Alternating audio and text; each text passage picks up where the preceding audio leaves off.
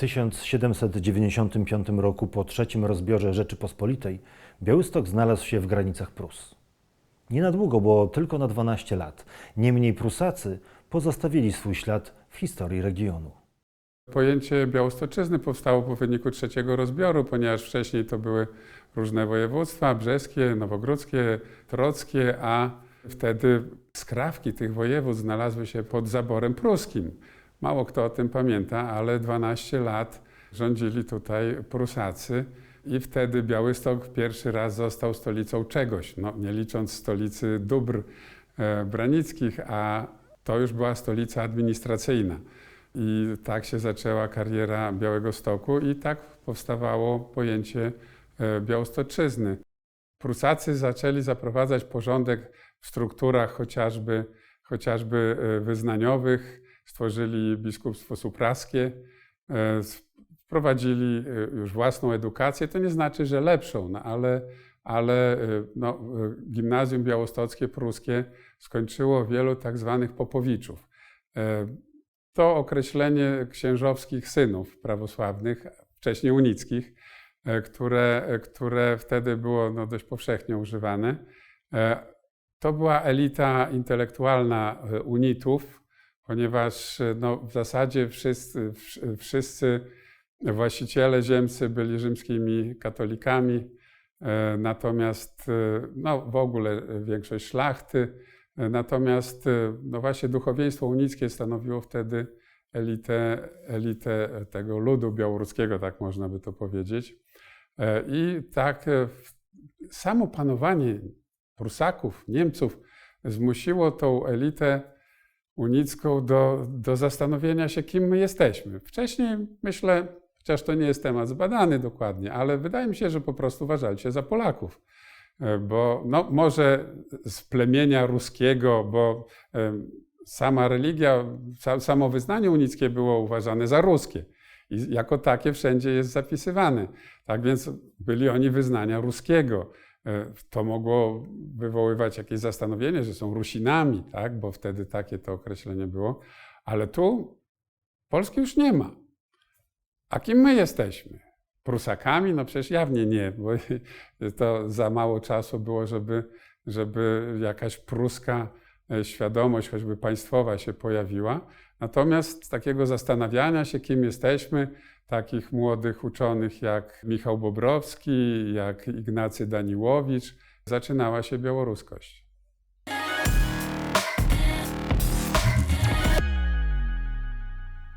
Problemem były zmiany świadomości elity unickiej, która coraz bardziej zaczynała się identyfikować jednak z Rosją, nie z Polską, i pojawiły się dążenia do jakby stania się narodem panującym, a tylko poprzez przyłączenie się do prawosławia można było to osiągnąć. Starsza grupa naukowców, tych pochodzących z rodzin duchownych unickich, takich jak Bobrowski czy Daniłowicz, do tego nie parła. Natomiast młodzi ich wychowankowie z seminarium duchownego w Wilnie już do tego zaczęli dążyć.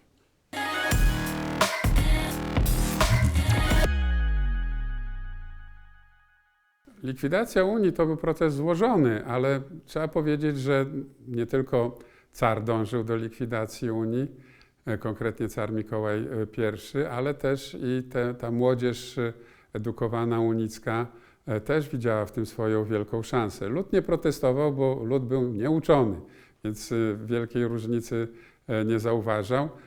Czym bardziej na zachód, tym jakiś opór się pojawiał, największy na Podlasiu akurat, nawet wśród duchownych. Ale jak na tak wielką operację, która praktycznie zmieniała obraz cywilizacyjny niemałego kraju, to kasata Unii odbyła się bardzo, bardzo spokojnie. Inna sprawa była na południowym Podlasiu, bo tam już było kilkadziesiąt lat aktywnej działalności polskiej i zaszczepienia unitom podlaskim, tym z południowego Podlasia, polskiego poczucia narodowego. To jednak różnica pokolenia wtedy, która okazała się decydująca.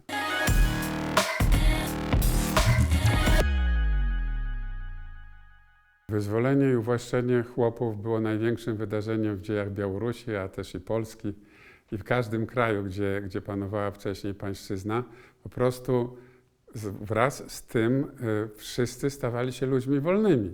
I to otwierało epokę nowoczesności w tych krajach. Do tego momentu w ogóle nie można było mówić o narodach, bo czasem się wspomina, że ukraińscy czy białoruscy chłopi polowali na powstańców, ale przecież polscy chłopi polowali na powstańców nie mniej zawzięcie. Powstanie styczniowe było szlachecką sprawą. Polską, bo po prostu wszędzie i pod Mińskiem i pod Tarnowem za Polaków uważano wyłącznie szlachtę. W związku z tym powstanie styczniowe w opinii chłopów było powstaniem szlachty, która chciała im tę wolność i własność zabrać. Stąd tak łatwo zostało stłumione.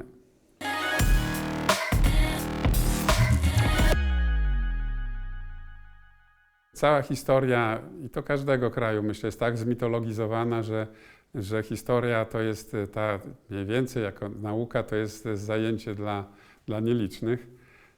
I ja dla takich piszę. Natomiast jako badacz problemu mogę powiedzieć, że cała działalność Kalinowskiego większego znaczenia nie miała. On jest ważny dla historii idei, ponieważ trzeba powiedzieć, że wyobraził sobie jakąś autonomię Białorusi. Pod koniec już swojej działalności zaczął mówić o narodzie białoruskim. Na początku tego nie było, tak? Więc w historii idei ma swoje miejsce. Jako autor tych pism, przede wszystkim pism spod szubienicy, bo Murzycka Prawda no to po prostu agitki. Ale realnie to powstanie styczniowe opóźniło powstanie narodu białoruskiego, ponieważ wykopało taki głęboki rów niechęci między prawosławnymi a katolikami. Prawosławna elita wtedy już była taka nieliczna, ale właśnie z dawnej unickiej wykształcona, bardzo źle przyjęła powstanie styczniowe, a jej przywódca Michał Kojałowicz, ksiądz profesor Akademii Duchownej w Petersburgu, wezwał nawet do stworzenia pospolitego ruszenia chłopskiego, żeby to pospolite ruszenie zdławiło powstanie. I w wielkim stopniu tak się to odbyło. Tak więc można powiedzieć, że w cieniu wielkiego zmagania rosyjsko-polskiego odbywała się też coś w rodzaju wojny domowej między Białorusinami, katolikami i prawosławnymi.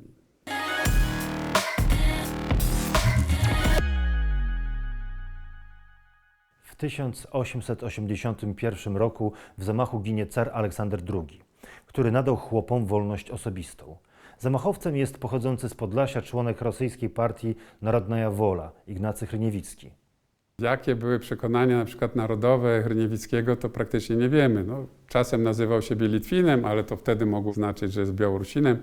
Natomiast ci, którzy zaczęli wydawać na początku lat 80.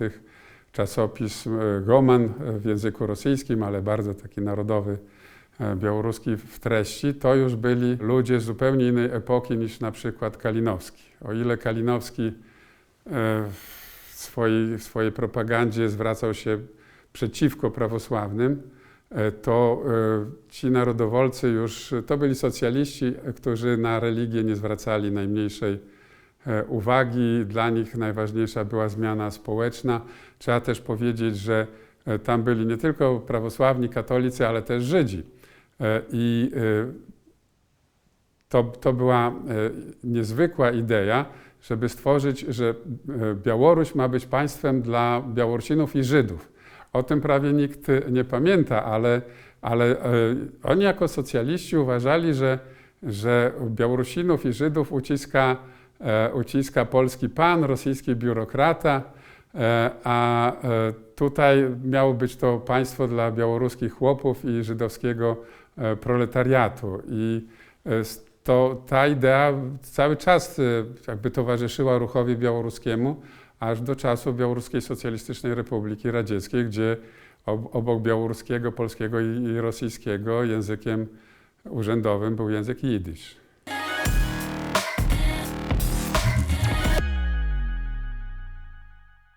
W W 1897 roku władze carskie przeprowadzają pierwszy i, jak się później okazało, jedyny spis powszechny w Imperium Rosyjskim. Na przykład w powiecie sokólskim wykazał 83% mieszkańców mówiących po białorusku, 12% w jidysz, 2% po rosyjsku i tylko nieco ponad 1% po polsku. Jeżeli chodzi o spis ten carski, to tam była sprawa języka, nie narodowości. Podawano, w jakim języku się mówi, a to jednak nie to samo. No ale powiedzmy, że jednak o tym języku białoruskim była mowa. Ale trzeba pamiętać, że ideologia rosyjska mówiła, że naród rosyjski składa się z Wielkorusów, Białorusów i Małorusów. Więc to, że mieszkańcy Białorusi są Białorusinami, było nauczane po prostu w szkołach. Tyle, że nie jako naród w dzisiejszym tego znaczeniu, ale jako plemię. Plemię wielkiego narodu rosyjskiego. Car oficjalnie był imperatorem rosyjskim, władcą Wielkiej Małej Białej Rusi, królem polskim, wielkim księciem litewskim i tak dalej, i tak dalej. W związku z czym to nie był jakiś przełom, bo to była oficjalna ideologia rosyjska. Inna rzecz, czy ktoś wkładał w to poczucie narodowości odrębnej od rosyjskiej. Pod koniec XIX wieku myślę, że jeszcze niewielu. Natomiast bardzo szybko ten proces zaczął iść już na początku XX wieku i przede wszystkim w czasie rewolucji 1905 roku. Białoruskość zaczęła przekraczać bariery stanowe, wyznaniowe. Tak więc nadal dużą rolę odgrywali rzymscy katolicy w tym ruchu, ale to dlatego, że byli lepiej wykształceni. Natomiast im bardziej alfabetyzacja ogarniała chłopstwo też prawosławne, to większy był dopływ działaczy. Po rewolucji 1905 roku Rosja została zmuszona do przeprowadzenia gruntownych reform społeczno-gospodarczych, które firmował premier Piotr Stołypin. Niewątpliwie reforma Stołypina sprzyjała powstaniu nowoczesnej gospodarki, ale trzeba też pamiętać, że wielu nie radziło sobie, wielu pojechało na Syberię na przykład zasiedlać nowe tereny, ale ogólnie to reforma Stołypina ogromnym powodzeniem się skończyła na Białorusi, bo praktycznie obszczyna, czyli taka bardzo zacofana z punktu widzenia modernistycznego forma gospodarowania praktycznie odeszła w niepamięć. Reformy objęły także oświatę. W terenie zależało to jednak od konkretnych ludzi, od miejscowej inteligencji. Przede wszystkim od księży, jeżeli chodzi o tą podstawową, o te szkoły parafialne. Choćby u nas na Podlasiu takie rody jak Sosnowskich czy Kostycewiczów, Klepcewiczów, które odegrały ogromną rolę w tym podniesieniu kultury chłopstwa i też propagowały ideę białoruską wśród swoich wiernych. Już w 1906 roku w Bielsku istniał oddział Białoruskiej Socjalistycznej Gromady, a z powiatowych miast jeszcze tylko w Lidzie był taki oddział, a poza tym to Moskwa, Petersburg czy Wilno. To świadczy o zaawansowaniu, mianowicie tutaj, zwłaszcza w powiecie bielskim, rozwoju ruchu białoruskiego w tym okresie.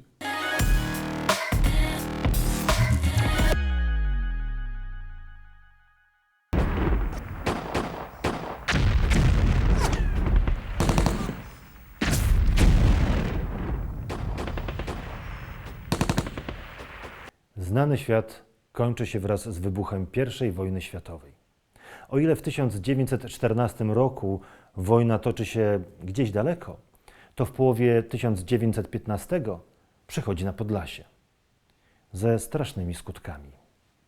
Gdy ten front latem 1915 roku zbliża się do Białegostoku, do Bielska, do Sokółki, to wsie czasem wyganiane bezpośrednio przez wojsko, przez kozaków, a czasem po prostu z lęku, tak? Ze zwykłego lęku, który zawsze budziła wojna, zawsze nadchodząca wojna zwykłym ludziom niosła śmierć, nieszczęście, biedę, prześladowania, tak?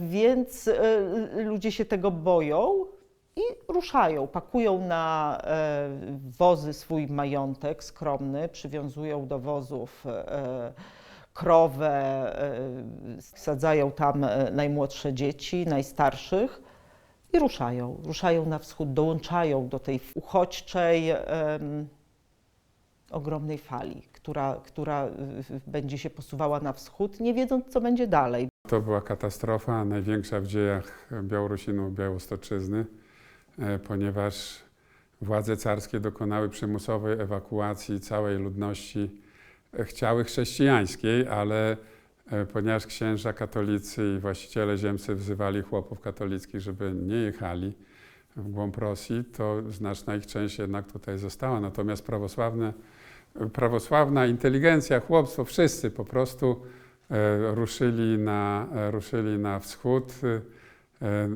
Kto nie chciał ruszyć, to tego kozacy zmuszali siłą i palili wsie. Po prostu władze wojskowe rosyjskie postanowiły zostawić Niemcom spaloną ziemię. I w wyniku tego po prostu setki tysięcy Białorusinów, tylko z guberni grodzieńskiej 800 000 znalazły się rozrzucone po całym ogromnym imperium rosyjskim, aż po daleki wschód. Dla chłopów żyjących jeszcze w kulturze tradycyjnej, już chylącej się powoli ku upadkowi, ale jednak dotychczas ci chłopi żyli z pokolenia na pokolenie tak samo, nie opuszczali swoich wiosek, nie znali świata wokół, tak? Co najwyżej wioski obok, miasto powiatowe, gdzie jeździło się na rynek sprzedać coś. A tu nagle właściwie i to jakby określało ich cały świat. Ta wieś, cerkiew, kościół, jakaś szkółka, jakiś urząd tam, dwór, tak? Nagle to wszystko zniknęło. Nagle jakby wszystko, co określało ich świat, przestało być ważne. Oni sami ruszyli w świat, którego nie znali i nie spodziewali się z całą pewnością, że dotrą tak daleko, bo to wyruszenie z domu to był początek tułaczki trwającej tygodnie na początku w rzeczywiście głodzie, upale, później chłodzie. To było lato, gorące lato, brakowało wody do picia, co sprawiało, że jakby ludzie czerpali wodę z rzek, jezior, stawów, tak? Wybuchały natychmiast epidemie, bo im dalej, tym mniej znane miejsce, tym bardziej ludzie się gubili, gubiły się dzieci, ludzie się rozdzielali, pojawiły się choroby. Widać było, że ta obietnica powrotu za 2 tygodnie się nie sprawdzi. Widząc to, co się dzieje na drogach, wydano zarządzenie, żeby ci ludzie gromadzili się przy stacjach kolejowych i pociągami mieli być rozwożeni w głąb Rosji. Tyle tylko, że tabor kolejowy był niewielki. Było go i w zasadzie pracował głównie wtedy na potrzeby wojska. No to w tych taborach wokół stacji działy się straszliwe rzeczy, bo one rzeczywiście szybko się urosły do niebotycznych rozmiarów. Wokół miasteczek, które liczyły wtedy kilkanaście, kilkadziesiąt, ale nie więcej niż 30 tak, tysięcy mieszkańców, typu Baranowicze, Słuck, Lida, tak, gromadziły się 100, 200, 300, a nawet 400 tysięcy, jak wokół Baranowicz, tak, uchodźców. To jakby było nie do wyżywienia, nie do zapanowania. Ewakuacja odbywała się w fatalnych warunkach, późnej jesieni. Choroby zaczęły trzebić uchodźców już w drodze. Potem, pamiętajmy, trafili nieszczęśni na rewolucję, bo do rewolucji jeszcze jako tako, zależy gdzie, ale się żyło, tak? Natomiast rewolucja to kolejna katastrofa dla tych, którzy się znaleźli w Rosji. W każdym razie, jak się ocenia, do domu nie wróciło 40% ewakuowanych. To ogromna strata.